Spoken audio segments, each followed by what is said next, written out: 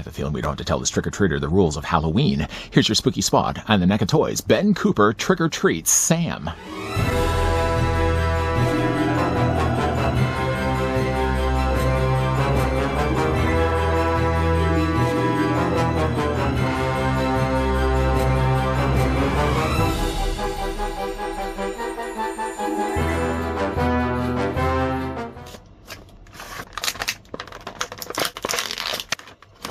Celebrate Halloween all year long with NECA. The next series in the Ben Cooper Costume Kids collection is here. Based on popular kids' costumes, one of the largest Halloween manufacturers from the 1950s through the 80s. Standing approximately 6 inches tall, these fully posable figures wonderfully capture the vintage horror spirit and are ready to make some spooky mischief on your collector's shelf. The set includes NECA's own designs in the style of Ben Cooper costumes, as if they were produced today. Worn by an inclusive group of kids, inspired by the famous horror movies, these all-new costume designs include Nosferatu's Count Orlok, House of a Thousand Corpses Captain Spaulding, Thanksgiving's John Carver, Trick or Treat Sam, and Krampus, laying out all his trick-or-treating route and making sure he leaves Mr. Krieg's house for last. Before that, we get a closer look at the NECA Toys Ben Cooper Collection Trick or Treat Sam. We're going to clock this guy in by taking the tape measure and seeing how tall the figure stands. This now is clocking in the third figure that we've looked at from Ben Cooper from kind of sporadic different waves. I've looked at already at the Michael Myers, and we've also looked at Leatherface, both of which we will be bringing in a second. First things first, though, the tape measure is going to tell us that Ben Cooper's Trick or Treat Sam is going to stand at 5.5 inches in height, working out to be a figure that's 14 centimeters tall. Sure seems like I'm being selectful when it comes to picking the Ben Cooper kids. In fact, actually, Trick or Treat Sam has come to us from Ben Cooper Wave 4, yet the Texas Chainsaw Massacre Leatherface and the Halloween 2's Michael Myers is jumping way ahead of that by being released in Wave 9. Yeah, you could point the finger at me and fault me as being the reason why we're not looking at more of these on the channel, and you would be right. The problem with that, though, is like NECA's churning these out at an alarming rate and super fast. The cost of producing these, I would imagine, wouldn't be all that high. The bodies are really relatively all the same. Yeah, maybe they changed the sneakers, they changed the skin tone, they changed the head sculpts, but the cost of producing these, I think, stem more from having to produce brand new masks and, of course, the soft goods costumes that all the kids are wearing. Speaking of wearing, Trick or Treat Sam might actually mark the first Ben Cooper kid that has a swappable mask, so we sort of get the chance to see what he looks like under the hood. Before though we do that, though, there's one of the accessories though that come included with the figure is he does come with a trick-or-treating pail. Somewhat though similar to what we got with the Michael Myers, not so similar obviously with the face, but the idea that they actually carry around buckets, not so much bags. Leatherface, for example, I just happen to have it on the ready, came actually included with a little bag, so I do like the fact that they kind of mix and match these, that they don't all have to have bags, they don't all have to have boo buckets. The boo bucket, though, I mean, does look like the pumpkin that we actually see in the film. I would think, though, really bad choicing on his part. He actually comes with a bucket that doesn't have a large enough hole that he can't get his hand into. I mean, if you look at his hand and you look at the hole, he can barely reach inside. And about all the best he's going to be able to reach out are those blasted molasses candies. Seriously, who's buying those molasses candies? The bucket can, though, be fit in his hand. He actually does have gripping hands here and over here. So he can take the bucket. And we just kind of widen the hands at least enough so I can get the handle in there. I had at the beginning of this review him actually holding it with both his hands. But one of the benefits, though, is that Sam does also come with a secondary accessory, too. So you can have the bucket on one side, and then you can have the following accessory, providing, of course, he stands on the other side. He does have his lollipop. How about that? Chomped away a bit, though, so he's ready to slice that girl's neck. But a really nice little representation of the lollipop that he has in the film, which, again, you can take that and fit into his other hand. The handle is a bit large on the lollipop side, but again, I think it's probably a better idea than they did that with a very narrow handle, because that would be most likely to be broken. What's really cool, though, about Sam is the fact he does actually have a secondary mask. First time at least that we've looked at here, where a Ben Cooper kid has actually come with a second mask. So it's kind of cool, though, because you can actually see what the face looks like underneath. It is hilarious. Let's go ahead and take at least the bucket off right now. We'll remove as well the lollipop. We'll put that off to the side. I guess before we show the reveal, I want to show you guys what the mask looks like when you get this guy first out of the packaging. Like in the film, though, we first see what he looks like with a burlap sack mask. Sewn on buttons. Sewn on at least enough that it can't block his vision. I mean, one of the crucial things about coming up with a Halloween costume is you have to make yourself visible, being able to see, again, where you're going. I mean, if you're walking late at night, you want to be making sure that you have full visibility in case cars are coming through. You don't want to get hit. You don't want to get Ben Tramered on trick-or-treating nights.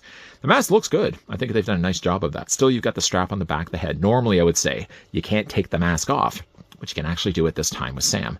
For the rest of his Halloween costume, it looks very much like what you would expect to see from an 80s Ben Cooper costume kid's costume. Boy, that's a lot of costumes. Probably said that a lot more than I needed.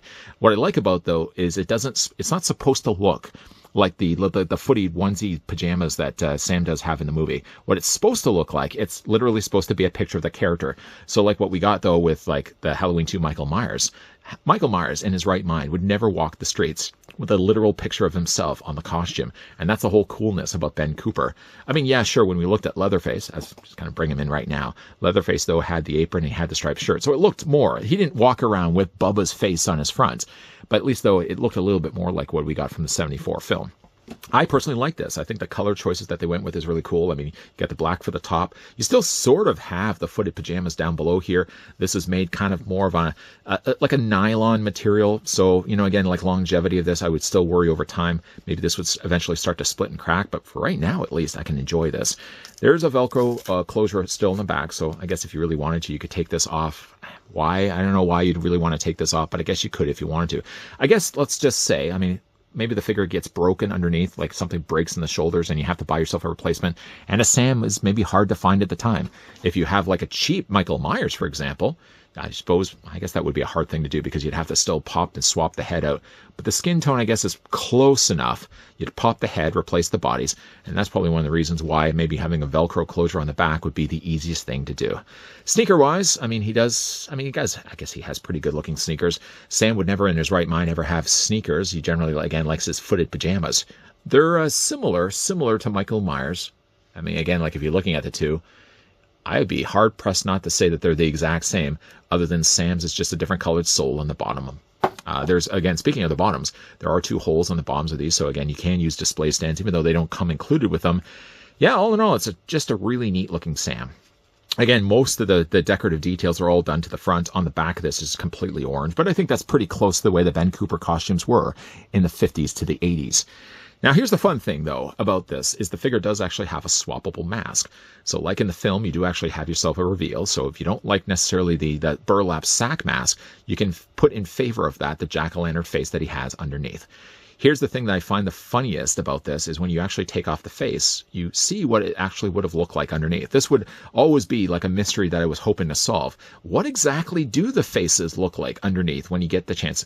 Now, I know, though, I mean, people have said you could really pry these masks off, but if you run a risk of breaking the mask, why would you want to do that?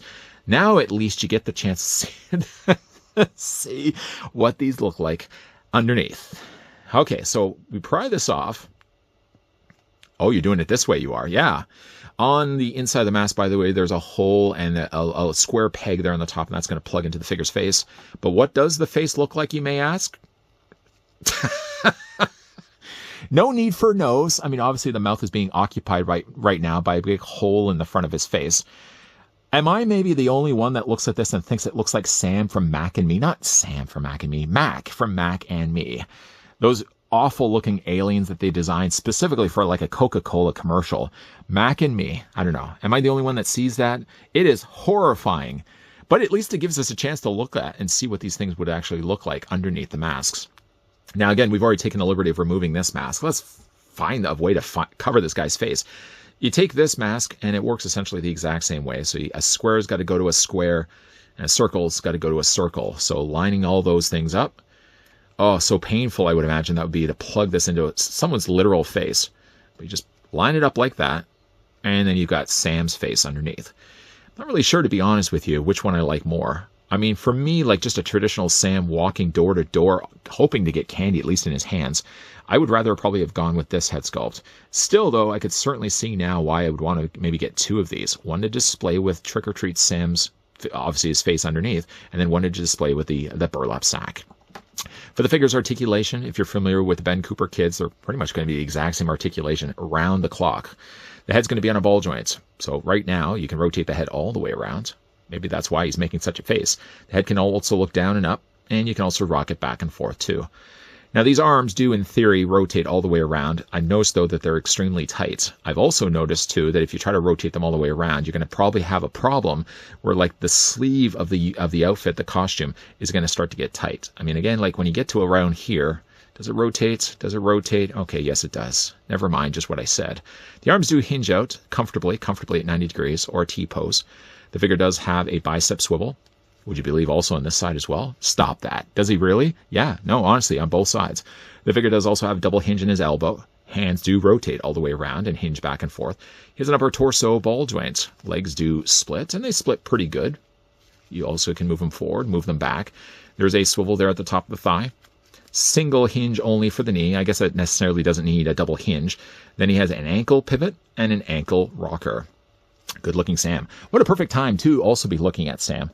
Even though this guy has been sold out on many of the sites, I actually did find, I can't even think of it right now, I did find a website that was selling a lot of the Ben Cooper Kid figures separately, which is a good thing because like if you aren't so specifically dedicated, committed to collecting all the kids, so like generally like the waves consist of like 5 kids. I myself probably wouldn't end up getting all the 5 because again, like that, you run out of shelf space real fast the moment you start to buy Ben Cooper Kids by the 5s.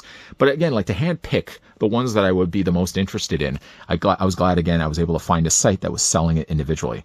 Generally, on average, the 5-pack kids, again, when they sell them as the waves, usually go from 120 to about 149 or so. Individually, though, I was able to find Sam for about 21 US online. And then the shipping, then the brokerage and all the fun things that go along with that. But I think I'm glad that I finally have, especially at this time of season, this spooky season, finally have someone like the likes of Michael Myers to be walking the streets along with Sam. I would imagine these two would get along really well. I mean, Sam generally likes mounds. Who in their right minds is eating mounds or bounty? Not me.